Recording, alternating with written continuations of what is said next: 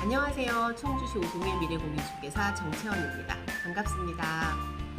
말복이 지나니 아침 저녁으로 선선해진 것이 에어컨, 선풍기 없이 밤잠을 잘 잘 수 있어서 요즘 같은 날씨 정말 좋습니다. 요즘 같은 날씨처럼 모든 날이 좋은 날이기를 바라겠습니다. 저는 이번 영상은 파트 1으로 세종시의 임대아파트 분양 전환 시 어떤 일들이 일어나고 어떻게 분양 전환이 되었는지 말씀을 드리고, 파트 2에선 전국적으로 관심과 물량이 많은 민간 임대 아파트의 임대기간 만료 후 분양 전환 시점에 어떨지 예상을 한번 해볼까 합니다. 우선 파트 1으로 세종시 임대 아파트 분양 전환 시 생긴 상황들을 한번 살펴보겠습니다. 여기서 LH의 공공임대 아파트는 따로 언급하지 않겠습니다. 공공주택특별법을 따르는 세종시의 민간임대 아파트로 분양한 아파트는 총 5개 업체, 8개 블럭에 있습니다. 그중 1-3 생활권 중촌동에 세경건설의 2개 블록은 아직 분양 전환하지 않았기에 세경은 제하고 말씀드리겠습니다. 이제 분양 시점의 조건 및 기준 등을 한번 살펴보겠습니다. 제일 먼저 세종시 1-4 생활권 도담동 13단지 중흥 그린카운티가 전용 59제곱미터의 단일 평수로 임대차 조건, 표준 전환 내 월세 조건으로 입주자 모집 공고문이 나고, 입주자 모집 공고문에는 없는 합의의 전세 조건까지 포함해서 분양했습니다. 두 번째로 1-2 생활권 아름동의 영무 예다음 전용 84제곱미터로 임대차 표준 전환 합의 조건으로 분양했고요. 물론 합의 조건은 입주자 모집 공고문에는 나와 있지 않습니다. 세 번째로 1-1 생활권 고운동의 중흥 프라디움도 전용 59제곱미터, 84제곱미터로 구성된 각각의 블록으로 임대차 같은 조건으로 분양했습니다. 세 번째 중흥 프라디움까지 5년 임대 조건이었고요. 마지막으로 3-2 생활권, 3-3 생활권, 보람동, 소담동의 한양 YG시티 전용 59제곱미터, 84제곱미터로 구성된 각각의 블록으로 임대차도 같은 조건, 임대차 기간 10년으로 분양했습니다. 여기서 4개의 업체가 입주자 모집 공고문에는 표준 전환의 월세 조건만 있고, 그 당시 모델하우스에선 합의의 전세 조건을 말하면서 확정 분양가라 얘기를 합니다.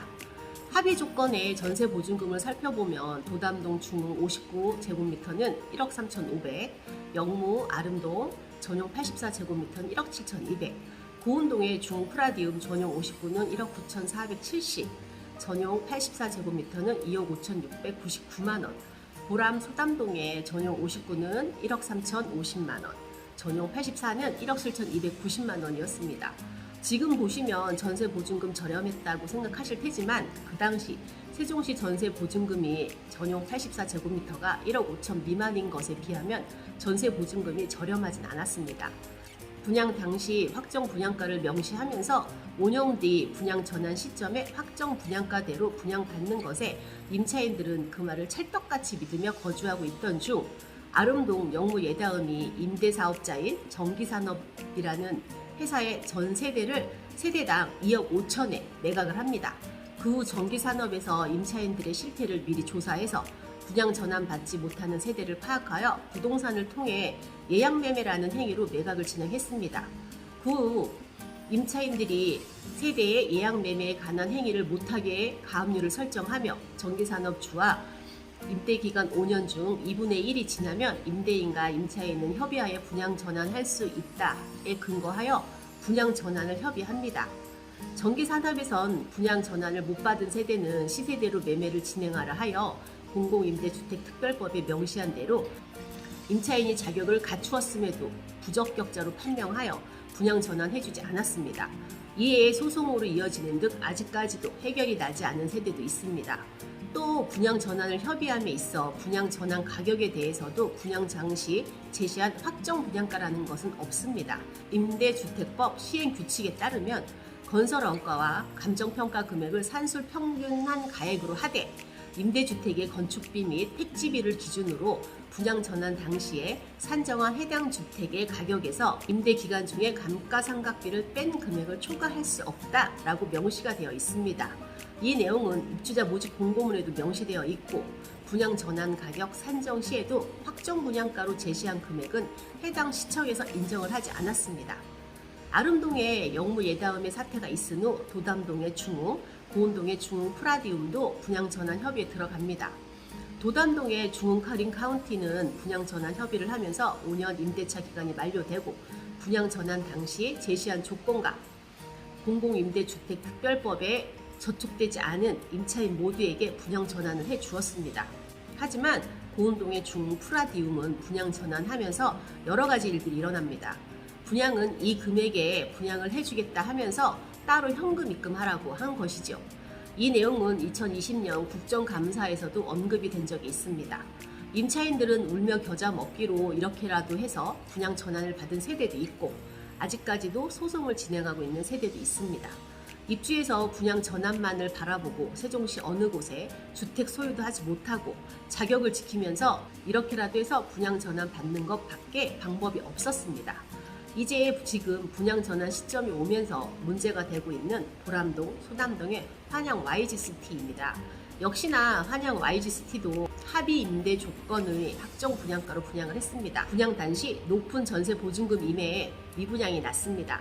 미분양분은 표준 전환의 월세 조건으로 입주자를 모집합니다. 모집 당시엔 추후에 합의의 전세 조건으로 변경해 준다 했습니다.